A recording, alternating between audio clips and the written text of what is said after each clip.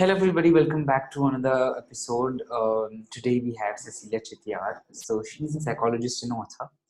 And yeah, thank you very much for joining. It's a pleasure having you. Thank you very much. It's a good time being here. Yeah. It's a pleasure again. So yeah, first question to you is like if you can speak about yourself and what you do. So I'm a mental health professional. I have been in this field for about 2 decades now. I also head the Department of Psychology at Maniben Nanavati Women's College, which is based out of Mumbai. And I released a book, Why Are You You? I'm guessing you're going to see the reverse of that, but the title of the book is Why Are You You? And yeah, it's about getting to know yourself better so that you can be a better version of yourself. Okay, great. Yeah, so the first thing is you said psychology. So this episode is going to be based on your psychological experiences, and author experiences, and we're going to be speaking about more about the current situations going in and around. As we are everyone is known to the situations going in and around. So yeah, so like if you can speak about like why did you get into being a psychologist? What did spark your mind to be a psychologist? It was purely accidental, to be honest. I did what most Indian women do, take up a master's course because we are trying to avoid getting married. That's how I ended up doing masters in psychology. Realized I that I understand the topic well. I have a great interest in it, and also realized it was probably something that I've been doing very early in my life, which is hearing people out, being available with the listening here. So that's how I landed up in the field, and then one thing led to another. I also happened to be qualified to be teaching at the bachelor's and the master's level, so I took up teaching. And yeah, my life has been a series of happy accidents. Okay. And like, what did what did you learn from being a psychologist? I think you would be speaking to some of your friends or your students or any of the members, human beings. So what kind of things are people who say to you regards to mental health, and what are your thoughts on it, and what is really mental health according to you? What is the? Like, what kind of things people speak about mental health, and Huh. what is really mental health regard, like what is the definition of mental health according to you? Okay. So the definition for most people, mental health means if I'm mentally healthy, it means I'm not mad. And the funny part is, in the field of psychology, the word mad does not exist as a technical term. Okay. So, and the other thing people tell me very often is, oh, I was always interested in psychology. I always wanted to study psychology. Uh, some of the other things that they will tell you is that common thing which people say is, I don't think it really works. I don't think therapy works. You can't just keep talking and get better. There's a lot of stigma. There's a lot of prejudice even amongst people who consider themselves well-informed, educated, knowledgeable. So they're always open to the idea of advising therapy for others, very, very reluctant to consider it for themselves. It takes a lot of courage to say that, yeah, there's something wrong with me and I need to work on it. So those are some of the common things that come up. I think something that you learn if you want to understand the definition of mental health, all kinds of definitions, but basically, mental health is not the absence of an illness. It means being able to live up to your potential. It means being good to yourself, and it means being good to the community. So if you look at the definition given by the World Health Organization, they are looking not just as you being ideal and perfect in your own little world, but also of you being able to maximize your potential and offer something back to the community. Okay, wonderful. Yeah, so coming to the thing which is like we are going through like what's happening right now, the situations of Sushant Singh doing suicide. So like what are your thoughts on that? And what as in mental health like what as a psychologist do you think regards to that the situation arrived to him? See, there's just too much to talk about, and I don't think I can just randomly pick out. It would not be right also. And I think everybody is suddenly an expert now about mental health, and everybody suddenly saying that, oh, depression tha to ye to hona hi tha, ya fir why didn't he take help, or why did he have to do this? So everyone has their own judgments and ideas about it. I would just like all the listeners to get a very big picture thinking over here. Okay. We are part of a system which is all about moving from one goalpost to the next. Okay. Like you're born, you top your kindergarten, you are top in, all the poetry is like when the guests come home, bacha twinkle twinkle bol ke suna do na guests ko, and things like that. So you have to be the top everywhere you go. So we are part of a system where you are recognized, acknowledged, celebrated, or validated as a human being if you reach the goalposts at whatever level. Some of you may do it at the super fast level, which means you're the cream. Some of you do it at a mediocre level. Some of us do it at a horrible level. Like, I mean, we don't even reach. We are aware of the goalpost, but we don't reach it. So this is the system that we are a part of. When I told you the definition of mental health, one of the things I told you was being able to actualize your potential. Now, perhaps my potential is just weaving baskets. Maybe that's all that I'm good at. Mm-hmm. And maybe I'm not good with maths. I'm not good with painting. I'm not a singer. I'm not a dancer. Maybe I don't have any talents. But if my potential is weaving baskets, I should be doing that. But if you're going to take me out and you're going to say, oh, you've got to be able to reach those goalposts, then at some point it's going to get too difficult, right? Mm-hmm. At some point I'm going to get frustrated, or maybe at some point I will lose the touch with who I am actually. So should I comment on Sushant Singh Rajput's death? No, I would choose to not. Okay. I think it is highly disrespectful. The person went through a difficult time. The person took a decision. We are nobody to sit here and talk about it like as if we knew. Yeah. But yes, what does it mean for society at large? What does it mean for the well-being of people? It means just look at yourselves again. Look at ourselves again. What kind of lives are we leading? If anything, not just Sushant Singh. There's a statistic that used to say that every 10 seconds, somewhere in the world, someone is going to die by suicide, which means 1, 2, 3, 4, 5, 6, 7, 8, 9, 10. There you go. Let Sushant Singh Rajput only not be our indicator. Yeah. Wonderful. And as we are listening, he was going under a depression. So why does a man or a woman comes at a level of getting depressed? Again, multiple reasons. There are biological reasons. Sometimes there's something wrong with the brain chemistry. There are social reasons. There's something wrong with the system that you're a part of. Could be your immediate circle, your culture, could be your extended circle, could be psychological reasons. Mm-hmm. Because my mind is not able, like between my input and my output, between the problems that are coming and the resources that I have, I am not able to juggle the two. There's a demand supply problem. My resources are not adequate to meet the challenging the demands of life. Yeah. And that's where one of the things that I may end up with is depression. One of the things. There are multiple ways in which it can be expressed. Okay. Yeah. And what kind of things you think? What are the solutions for getting out of depression? There is no one simple solution. But one thing I recommend to everyone I meet all the time is learn to breathe. I know it sounds very simplistic. It's like as if all these people who are in so much of pain and so much of terror, are they not breathing? We're all breathing. It's a natural action. It's an involuntary action. Something that we have never been taught in school is to pay attention to ourselves. As you sit and you listen to me, you probably don't realize, but your breathing is going on automatically. It's an automatic function. What's the big deal? But once you finish this podcast, sit for a few minutes, just sit quietly with your eyes closed and just inhale and exhale deeply and allow yourself access to yourself, to what your mind and your body is feeling. So often we have a mild headache or a mild backache and we push it aside. You don't know whether that's a manifestation of some physical problem or a manifestation of a psychological problem. So the one thing we all need to do is be aware of ourselves in the present moment.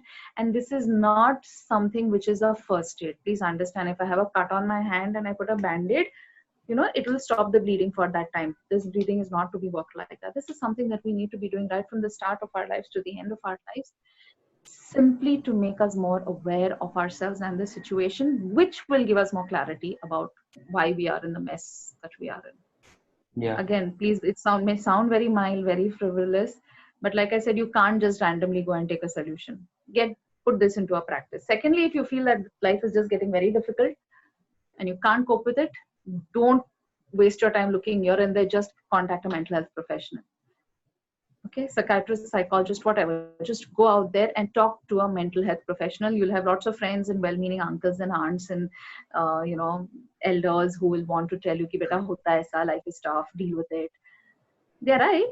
God bless them. We accept their wishes also, but talk to a mental health professional. If you could do these two things, you're much better equipped to handle the challenges of life. Yeah. And what do you think, like, I'm not coming to not speaking about the Sushant's part, as you said, every 10 seconds there is a person who's dying through suicide. So what makes a person to come at the solution to suicide, and what kind of awareness we as humans can go and do so these kind of people don't take decisions of doing suicide? If you want to be part of a system that heals people, does not fracture them, that heals the self also, does not fracture self, these are the things you need to look out for. One, pay attention to people around you. People change. We all know people have, we have good days, we have bad days. Sometimes we have a bad phase going on. So, then the bad phase can last from a few hours to a few weeks to a few years even. Just be around for people going through a difficult time. It is not rocket science. You can just look at someone who's probably gone through a breakup, has lost a job, or is going through a difficulty in marriage, or has lost a parent, or has lost a pet. Don't get into judgment mode at that point. Just know that this is a person who has had there's a scale where we talk about the life stresses, from 0 to 100. Every event in your life is given a score. And some of the most, sometimes, something like marriage is also a stressful event. Taking a holiday, not currently in the pandemic situation, but taking a holiday is a stressful event. It's not a relaxed event. So anytime someone is in a situation which is obviously difficult to you, obviously difficult when you see it, just be there. Don't poke your nose and intrude and say, oh, talk to me all the time. But let the person know you're there, you're aware, and you care. Yeah. Okay, thank you very much for that advice.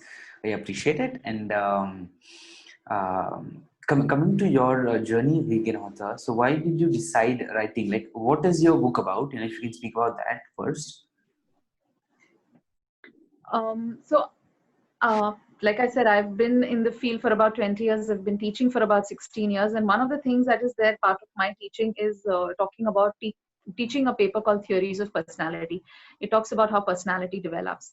I've been teaching this for quite a while, and something I realized most psychology undergrad students would know is, why are you the way you are? Sometimes we ask, kya yaar, main kyun aisa karta hai, ya fir kyun aisa hai? That song of Lakshya, main aisa kyun hu?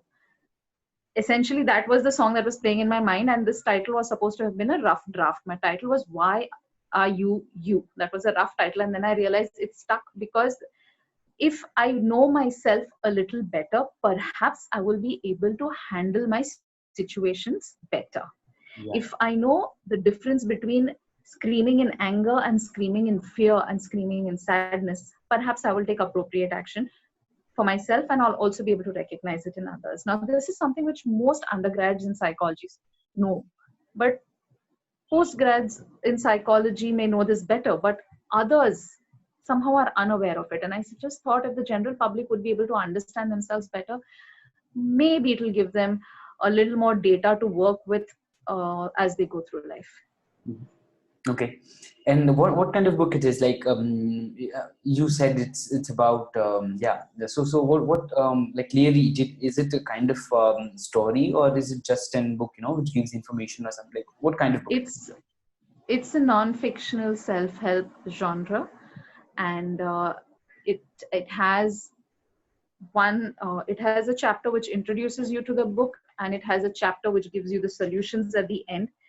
There are a total of 8 chapters, and between chapter 2 to chapter 7, you can you can understand why you have become the person that you have. Each chapter is preceded with a little case study that I may have come across, and based on that, you can get a better understanding of yourself. So you understand about what is a personality, you understand the reasons why your personality has become the way it has, and the last chapter tells you about what you can do to build a better version of yourself.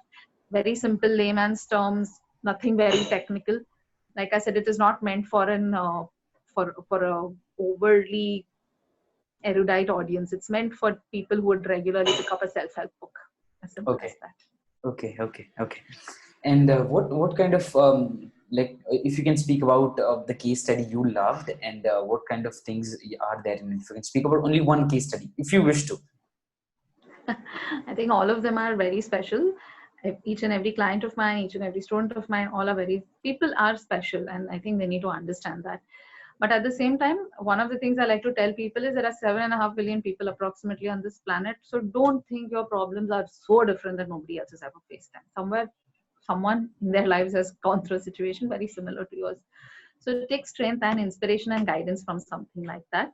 But the ones that fascinate me the most, rather than identifying one particular case, I think the ones that fascinate me the most are the ones where people don't realize how much situations, instances, words, or statements in the past, which have been buried so deeply in their unconscious, reach out so much into their future and influence people's lives. A lot of people don't seem to know that. So it may have been one random statement made to you when you were a 4 or 5 year old kid saying that, you can't draw at all. And for the rest of your life, you think that, I'm someone who's not good with creativity or in drawing. And we don't even realize it because it all gets buried in the unconscious, which a lot of people in the lay world refer to as the subconscious. But leaving the technical jargon aside, it's buried in one part of your mind, which you don't have access to on a daily basis. Okay. And this question, I I've been doing episodes with a lot of mental health advocates, mental health psychologists, mental health experts. Did not remember this question anytime, but I just remember this question today. That like when somebody comes to a mental health expert speaking about his or her feeling. So what does a psychologist or a mental health expert has a duty like what kind of things do you there are some people who would be scared about sharing their own problems. So how you make them trust in yourself? You're asking how do we go about our work? That's Yeah. what you would want to know. Yeah. Okay, so the number one thing that every mental health professional will try to do with the client is establish a sense of um, reassurance that I'm here not to harm you. The other thing we want to convince them about is whatever happens is confidential. It's not going anywhere else. And the fact is that no matter how good you may be at your work, um, there will always be someone who doesn't like you. So you could be a very good professional. I mean, sometimes it happens when I started out my career, I realized there were people who were coming to me who had seen some really famous psychiatrists and they used to say, we don't like you for coming and talking to you. So I used to end up feeling, wow, I'm so great. After a few years, I realized that this happens to everyone. Okay. Like you say, that some doctors have a very nice hand. Haath acha hai unka, we say that, no? So everyone has the sense where they are comfortable with certain people and not with others. We recognize that as a given. But just because of that doesn't mean we don't do our best. Our aim is to give the client a non-judgmental, non-threatening, safe space to be the way they actually feel. Okay. That's the primary motive. Counseling or therapy is not advice giving, is not Gyanvani, is not telling you how to live your life. Yeah. It's just letting you be. Okay. And what has been your major, did you are there any situations where hearing people's story make you emotional and you lose your own mental you lose your emotional well-being? Like, are there some cases like that also in your experience? Yes. A lot of them, especially the ones which include a lot of abuse and trauma. I guess being a woman, identification with the woman clients are higher. Of late, I'm realizing that there's a surge of people who are walking in with gender identity issues, with orientation issues. And initially, I used to feel very ill-equipped to handle them, but yes, with a little bit of additional training, some extra hours spent with some other trained professionals, I managed to.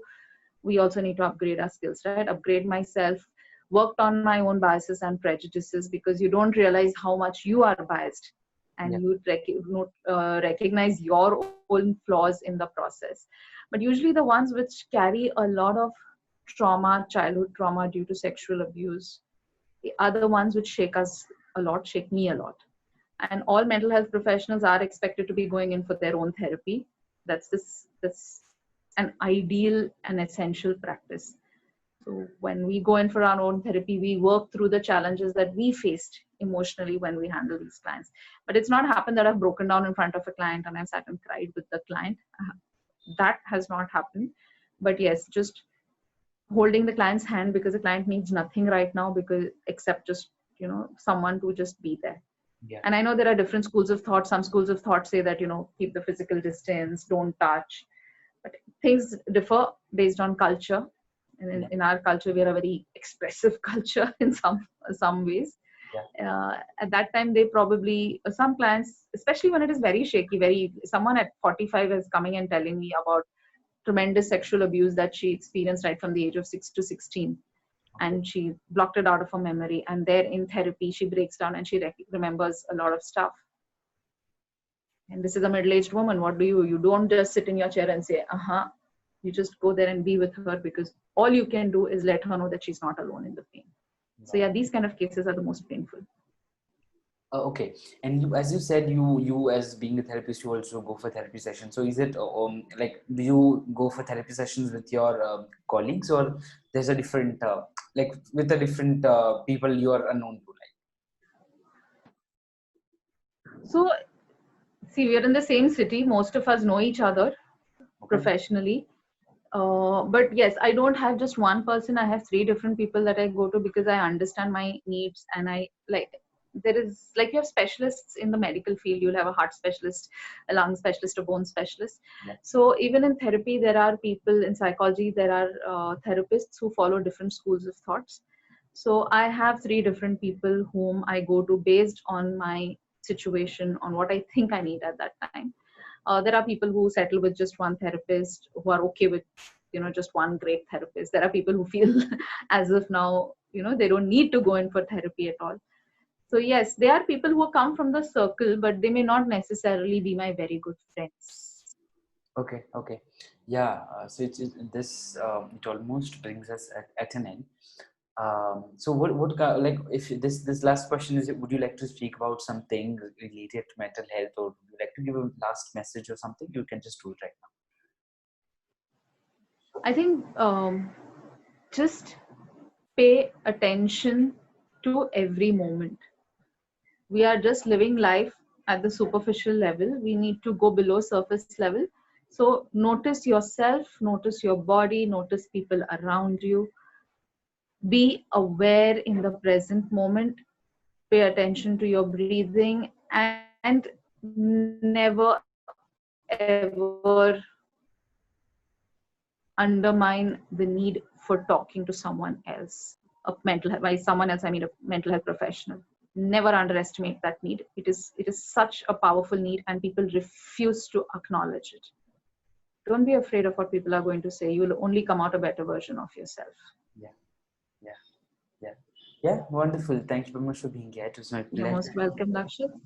Yeah, and wonderful session. I just had a different thought on of mind, doing a different kind of session, but you, brought us to a different level of, a next level of the session. Thank you very much.